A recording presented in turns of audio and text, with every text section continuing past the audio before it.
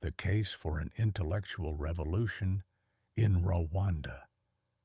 I Am Thinking Out Loud, and It Hurts Them. Written by Gabriel Ndayishimiye. Published by LivenBooks. Section 7. The Goals of an Intellectual Revolution. The purpose of an intellectual revolution is not simply to overthrow a ruler, but to awaken a people to the power of their own thought. It seeks to end not just the visible signs of oppression, but the internalized submission that allows it to endure. It is a process of humanization, a reclaiming of one's ability to name the world, to question it, and to act upon it. This revolution does not ask for permission. It demands the right to think, to critique, and to imagine life beyond obedience. The first goal is to reclaim the right to question. For too long, Rwandans have been taught that questioning is a threat, that doubt is disloyalty, and that curiosity is dangerous. But no society can grow in the absence of inquiry. The intellectual revolution insists that every citizen must be free to ask, why must unity demand silence? Who profits from our fear? What futures are possible if we refuse to obey without understanding? Without this freedom, every act of change is hollow, and every promise of progress a deception. Beyond questioning, the revolution seeks to break the cycle of obedience. Rwanda's history is one of repeated submission to colonial chiefs, to military rulers, to nationalist elites. Each has demanded loyalty without dialogue, discipline without reflection. This cycle has bred generations who wait for instruction, who seek protection in conformity. But the time has come to end this legacy. The revolution calls on the people to see power not as sacred, but as something that must always be held accountable. It is no longer enough to replace one leader with another.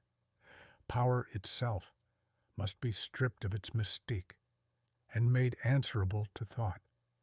A true intellectual revolution must also create a culture of dialogue.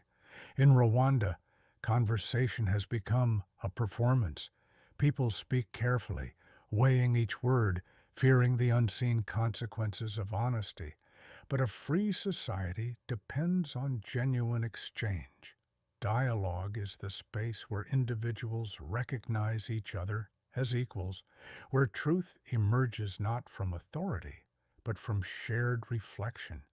The revolution envisions a Rwanda where debate is welcomed, where disagreement is not punished, but understood as necessary for growth. Central to this transformation is the rebuilding of education. Education has long been used as a tool to domesticate, to produce citizens who are skilled in tasks but empty of critical thought. The revolution demands that schools become places of liberation, where students learn not just to repeat facts, but to interrogate them. History must be taught in its fullness, including the uncomfortable truths. Students must be encouraged to see themselves not as servants of the state, but as shapers of their own futures. An education that does not teach freedom is an education that sustains oppression.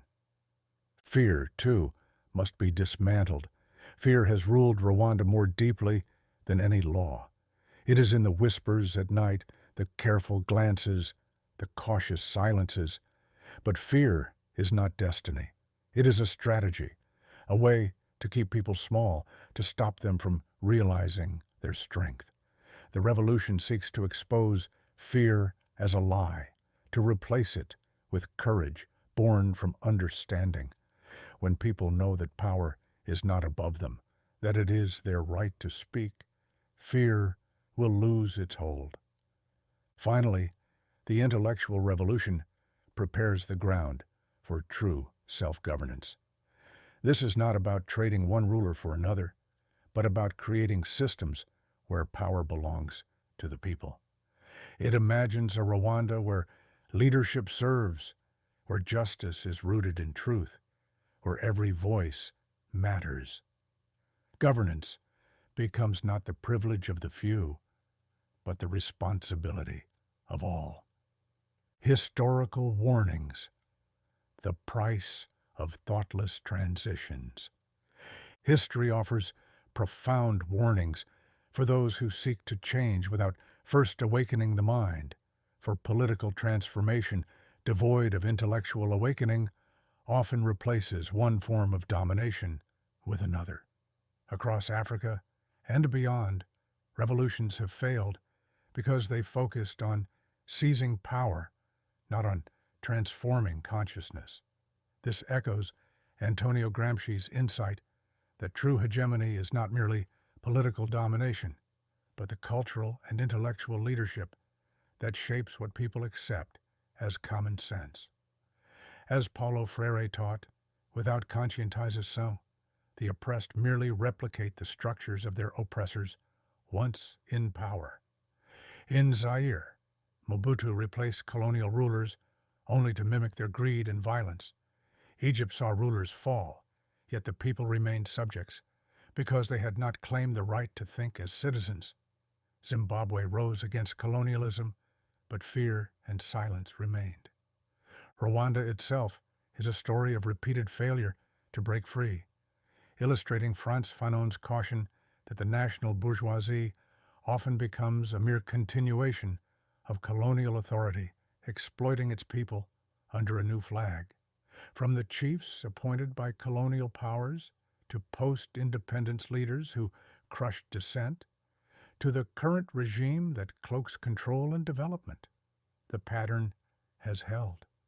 Each regime promised something new, yet demanded the same obedience. The people remained watchers, not actors in their own history.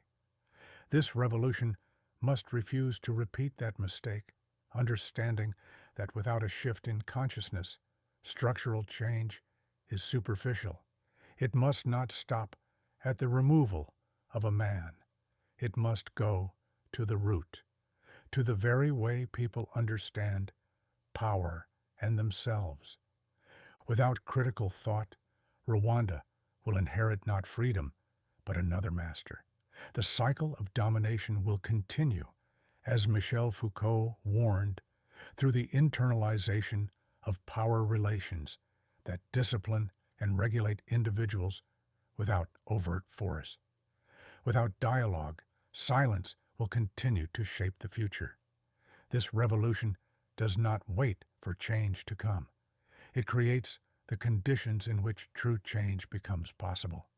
Much like the intellectual awakenings that preceded enduring transformations in societies that learn to question, to imagine, and to act collectively. As discussed in earlier sections, the intellectual revolution must begin with Rwandan youth, particularly those in exile, who have the space to think beyond fear. Their role in study circles, cultural production, and reclaiming history becomes essential in building a consciousness that can resist the temptations of yet another authoritarian regime. The historical warnings outlined here underscore the urgency of these initiatives, for without them, Rwanda risks perpetuating the same cycles under different names.